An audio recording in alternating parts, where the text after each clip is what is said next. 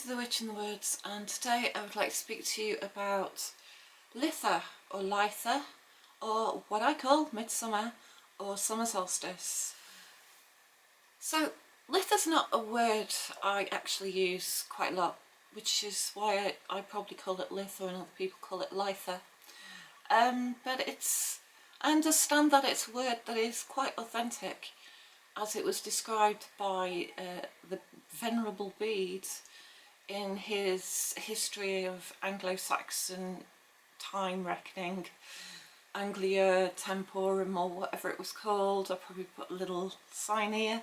And he called it Litha, which meant, or Litha, which was an Anglo-Saxon word which meant gentle or navigable. And it described the weather at this time of year, which was generally quite good for sailing, and I wish I could actually prove that, but at this point you've got rain and thunderstorms, and although my garden is growing, I'll show you it. It's actually stopped raining for a minute or two there. Somewhere in between rain clouds and showers and sunshine. Oh look, almost sunny. So it could be a bit blustery if you're out on the sea at the moment. But the idea was that it was a good time to sail, and the waters were quite calm at this time. Generally, it is of course the height of the sun's power. It's the longest day and the shortest night, although technically it's not the earliest sunrise and it's not the latest sunset, which is a little odd. I think it's the earliest sunrise happens a few days before, and the latest sunset happens a few days later. So if you find yourself in the position like we are this year, where it's not particularly good weather on the longest day, don't worry about it too much. I think you can spread it over a few days myself. But it's also not the warmest part of the year, and it's not the part of the Earth's orbit where it is closest to the sun. It is in fact furthest from the sun in its perigee orbit, and it becomes closer at winter solstice. It's due to the Earth's tilt, unfortunately, although if you're in the southern hemisphere, imagine that's quite good for you. So some interesting bits of trivia about Litha. Can I call it midsummer? Can I call it summer solstice? That's what I always call it. So it's recognised in paganism to be the height of fertility. The crops are growing, the grain is ripening, there's flowering coming into fruit, and so it's recognised symbolically as the height of fertility between the horned god and the earth goddess, the mother goddess. And it's a time of beauty and splendour. The flowers are everywhere, the fruits are beginning to emerge. There's elderflower at this time, first fruits such as raspberries, strawberries, cherries, and it's a time of abundance and good eating. And of course, looking at the weather, we never really realise it these days, but in ancient times they were very dependent on the weather for a good harvest and for good crops. Now we've had a lot of rain, which has actually been really beneficial. I've noticed it's the first time I've ever really grown food in my garden that there are no caterpillars, there are no green fly. It's been wonderful for the growing season. However, if it carries on, it could ruin a crop. You could just end up with mouldy, foisty food and the possibility of starvation. And so a lot of the pagan ceremony was about bringing fertility and blessing to the crops and to the land. And so when we reach midsummer, we are trying to invoke a beneficial rest of the year in ways that I'll mention in a minute. But I just want to bring to mind that we never really suffer from a shortage of food in our society. In fact, the closest we've got to it is in recent months, when we might have gone to the shop and find that we couldn't buy toilet roll and we couldn't buy pasta. And so we're very comforted and cushioned in our society. And so I would urge that as we do this, we generally try and bring in the greater whole. Not everybody is as lucky to have a surplus of food like we are. And if we're blessing the crops, let's bless them for the one and for the many.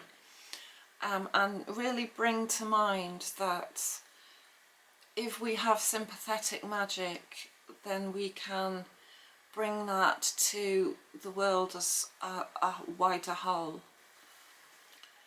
So it's a very significant day in earlier cultures, and we could tell this by some of the ancient buildings they left us. And of course the most famous of these is Stonehenge, where people usually gather, although not this year, to watch the sunrise if they're lucky.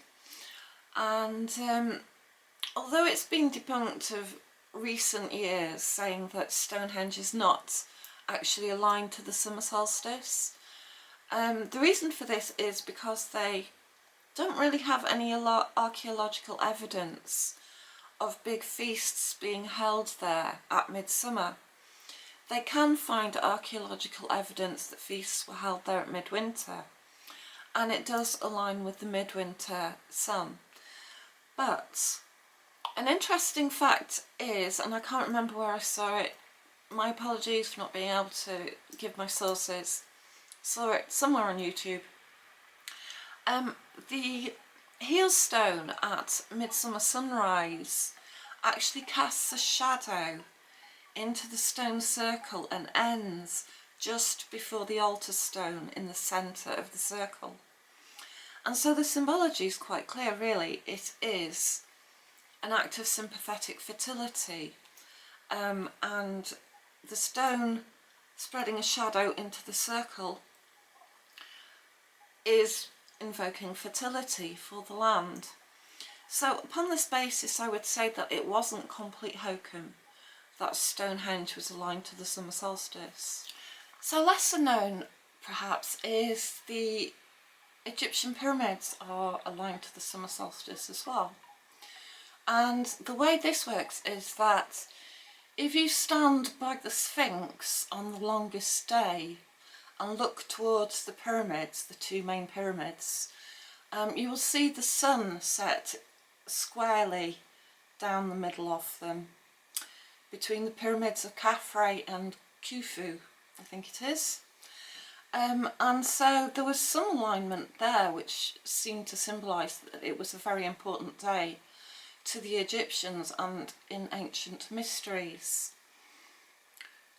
Now in Britain it was traditional to light a bonfire on the longest day, and this was to warm the sun, to bless the sun, to continue to warm the earth, to try and prolong that summer heat, to bless the fields, to bless the fertility and bring about a good harvest.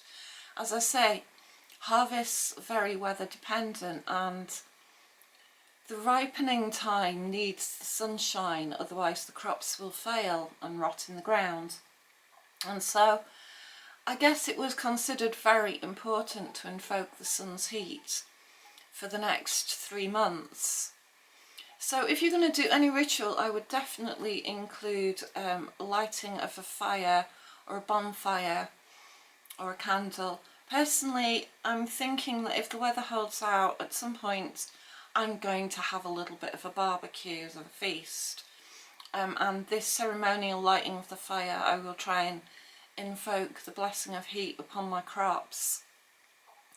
And so these bonfires were lit, but also they would ward off the evil spirits that were said to be travelling abroad on Midsummer Night's Eve, which you may be able to relate to Shakespeare's play, of course. And these mischievous fairies would wander about and cause a bit of mayhem and havoc and mischief. And so the fires were supposed to ward off the mischievous evil spirits, but also there was the wearing of flowers and bouquets of flowers which would ward off these malignant spirits. And this is where we get the idea of wearing flowers in our hair from, and wearing flower wreaths. And this was actually, you know, a very long and old tradition that we've lost connection to. And they were picking of herbs and picking of flowers, but one of the most important of these flowers was a flower that was in those days called chase devil, but we know it as St. John's wort. And of course the Christians came along and later put on to pagan traditions their own Christian traditions, and called the days, or called midsummer, St. John's Eve and St. John's Day. Now St. John's Day is actually the 23rd of June, it's just after the summer solstice. So where was I?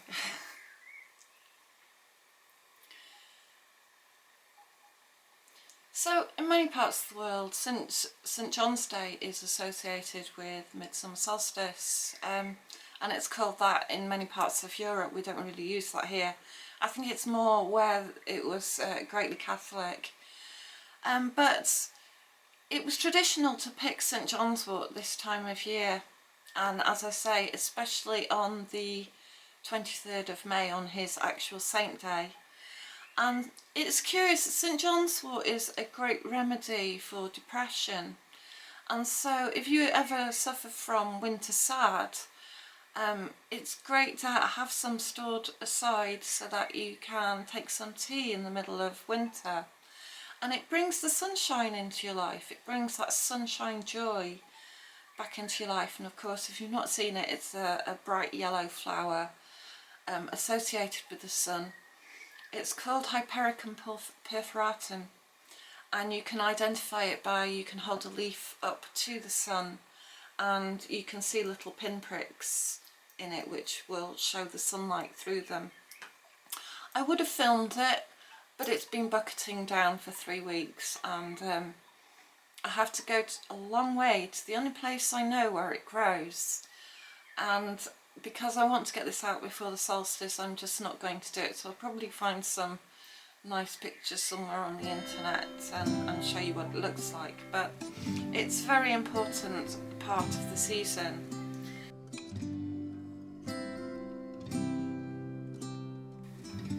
You have to be careful though, because some people have adverse reactions to it. A friend of mine said it caused him photosensitivity, which meant that his skin would burn quite a lot in the sunshine if he took it.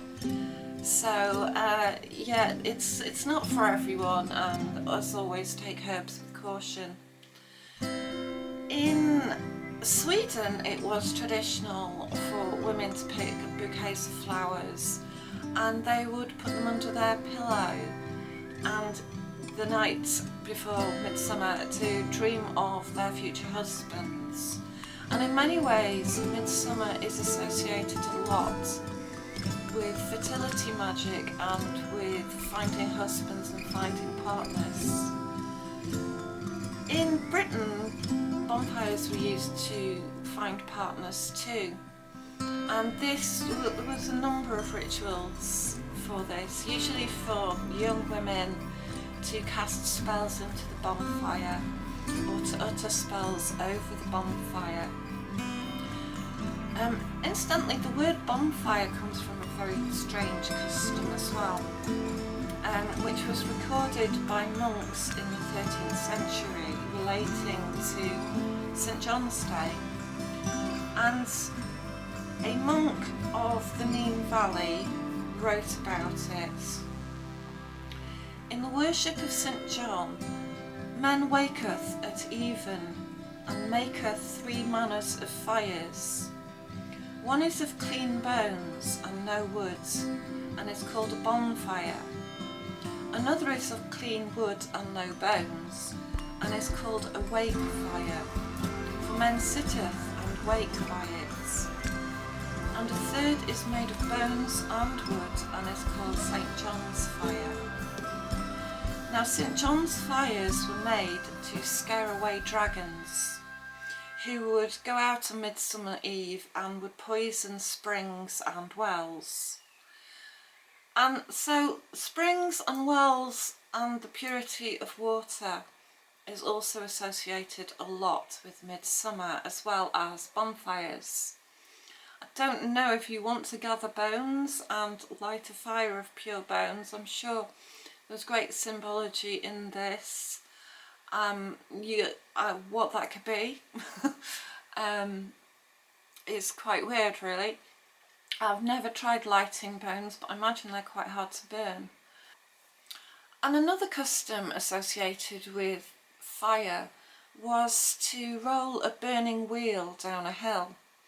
And this burning wheel symbolised the wheel of the sun, which is depicted in many religions. One of the most notable examples was the swastika.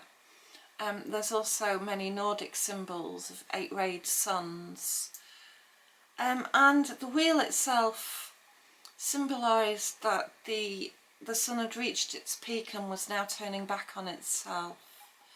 And so this magic was to sympathetically invoke the power of the sun in the fields by rolling it down a hill.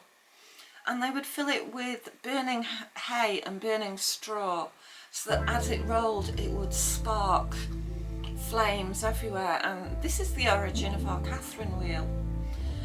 And they would set it off rolling, and if it made it all the way down to the hill and into a river or a stream or a lake at the bottom, it was considered a very good omen for the crops and for the fertility of the harvest.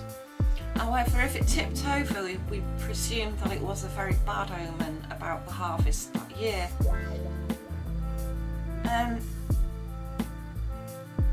Another part of this fire symbology was to build a fire as high as possible, and then for the young warrior-aged men to leap through that fire, invoking power and fertility.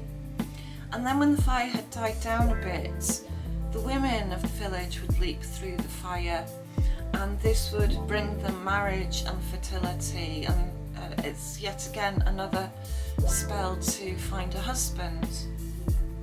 Now, it's not something I would recommend, mainly because many of our clothes these days are highly flammable, whereas theirs weren't. So I don't recommend people go jumping through fires, especially if you're wearing anything that is a synthetic cloth. So that's my little disclaimer, don't do it.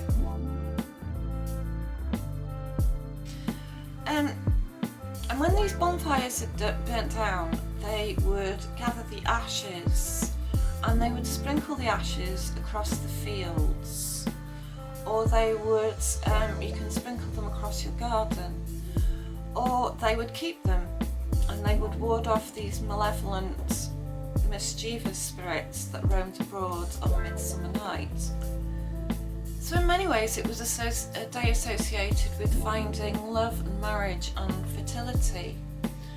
Although, as in the tale of Shakespeare's Midsummer Night's Eve, the fairies would be abroad causing tricks and mayhem. And so the moral of his story really was, be careful that you don't in fact find an ass to marry on this night. So Midsummer was also called Herb Evening, and it's traditionally a very good time to start gathering your herbs. The aromatic oils in herbs are at their best when the sun has been shining on them, although not in the heat of the day, so around about 11 o'clock in the morning, but after a few days of sun is the best time to gather your herbs. And the herbs would be at their most potent at this time. Obviously weather dependent. Herbs are best when they're full of their volatile oils. And so Midsummer is especially associated with herbs and herb bundles, and also the gathering of herbs and could be seen as more protection and warding off of these evil spirits that could be abroad, the trooping fairies. And so one rhyme went, as you gathered St John's wort. St John's wort doth charm all witches away, if gathered at midnight on the saint's holy day. Any devils and witches have no power to harm those who gather the plant for a charm. Now here witches, I think, refers to the crone, who is the goddess of winter. And so I wouldn't say that it was specifically against old women. What I would say is that it's a charm to originally ward off the Cailleach, the hag of winter, for as long as possible, to keep the sun bright in the sky, the summer warm, and the blessing upon the fields and the crops. It was also considered the best time to cut hazel wands for dowsing, cut diviners rods. And hazel, of course, is the one that finds water, but you can cut different woods and they find different, they have different attributes to find different things. And so this was also a very good time for divination. And so any forms of divination performed on Summer Solstice had extra power. And if you like, this is a good time also to make runes, to make ogham sticks, and any other kind of divination that you would like to make on your own. Give me a big... Oh, I'm going to give me a hug.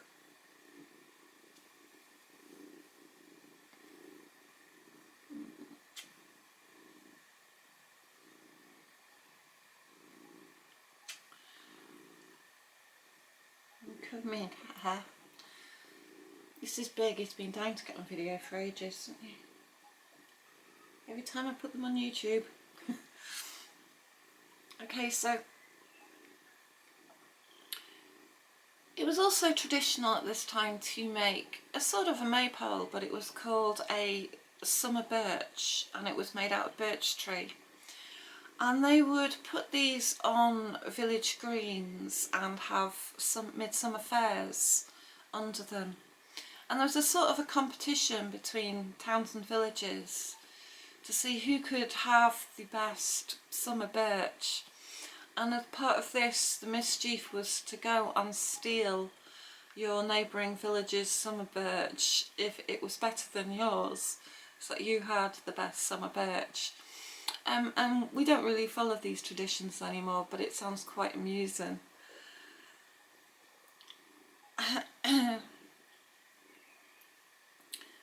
So midsummer was strongly connected to flowers and fires and to water. And in parts of Europe, women would make wreaths of flowers and float them on water to attract love and romance. And also bathing was quite important. This was another ritual to attract marriage, love, romance and fertility, was to bathe in a stream or in a river or lake at midnight on Midsummer's Eve. So that's some of the traditions associated with midsummer that we lose in our modern era. So it's nice to remember them, it's nice to remember the significance of this time of year to ourselves. And of course there are many things we can do. Traditionally these days is to get up and watch the sunrise. If you can gather with people all night long and watch the sunrise on Midsummer Day, especially in a sewing circle, that seems to be our traditions. But of course this year we're unable to do this, or We're very naughty if we do. And so another thing you could do is watch the sunset on Midsummer's Day and to light a bonfire. And as you light the bonfire, ask for a blessing for the weather to be good, to hold out, to ripen the crops, to bring us a good harvest. Other things associated with midsummer is of course honey.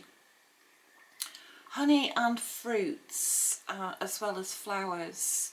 And so if you can get hold of it, and it's quite difficult to get hold of, you can drink mead on this day. You can, in fact, if you wanted to, make some mead, which would be a really good thing to symbolise the beauty of the golden sunlight bringing health and vitality to you.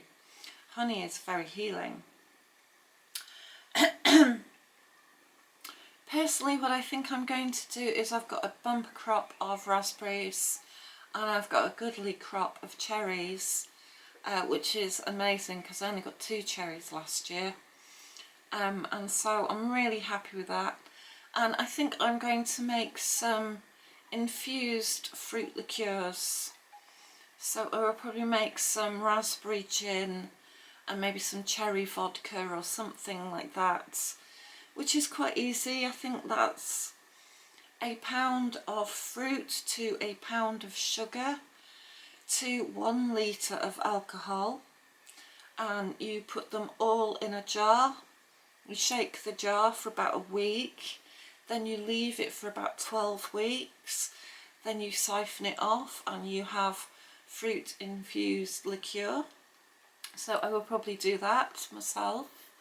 And you can bake bread and fruit pies, and generally I think having a bit of a feast is called for to celebrate the abundance around us.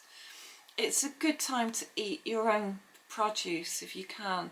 If you can eat locally grown produce, that's wonderful. If you can, maybe you would consider starting to grow a little bit of your own food. And I think in the past few weeks, a lot of us have decided how wise it is to be so dependent on the global supermarket chains and on corporate, retail outlets. I have a small garden, and I know that not everybody has a garden, but I'm doing very much, I'm having a lot of success with tomatoes on my windowsills as well. So I would recommend that that's a lovely thing to do, and if you can, about this time of year, you start to reap the benefits of that growing season. And so a few other things to consider is to spread the ashes of a bonfire or a barbecue upon your garden or upon the fields if you're close to fields, or you could light some candles and invoke the sun's warmth. I've said that already. I've got cat hair up my nose. You can gather flower bouquets and sleep with them under your pillow to see your future love. Hang them at your windows and doors, as well as herbs to bring blessings upon your home. Put them on your altar. And I can't think of anything else to do. What else can you do? You can bless and purify water, and at this time of year, one good exercise is to drink sun water, which is spring water if you can get hold of it. Definitely the best kind of water to use. And you put it in the bowl and put it out in the sunlight around somewhere between 11 AM and 2 PM to get the full height of the afternoon sun. And you let the sunlight strike the water, and it infuses the water with vitality and with health. And if you like, you can add a crystal to the water too. Obviously some crystals are poisonous, so do be careful what you're adding to water before you drink it. I think malachite's not too good to do this with. There's probably more. I would recommend a clear quartz. and the sun strikes the crystal and the water and creates a crystal elixir. If you haven't got a crystal elixir, you can just create a sun water, and as you drink it as the sun sets, and imagine the fire entering your body to bring you health and vitality. And so that's also a very good thing to do. So I'll leave it there because I'm going to keep it simple this year. I'm just going to celebrate with a few friends. We're going to drink some beer, we're going to drink some wine, the fruits of the season, we're going to eat, and we're going to have a barbecue. And so it's a little bit tricky as we can't gather, but even if you're celebrating on your own, the joy of the season is there to be indulged in. And weather looking up for the next 2 weeks, so very soon the sun will return in England, and we've really missed it. It's been a very strange June, and I'm looking forward to July. So I wish you blessings for the midsummer, and thank you for listening, and I hope to speak to you again soon. Cheers, bye.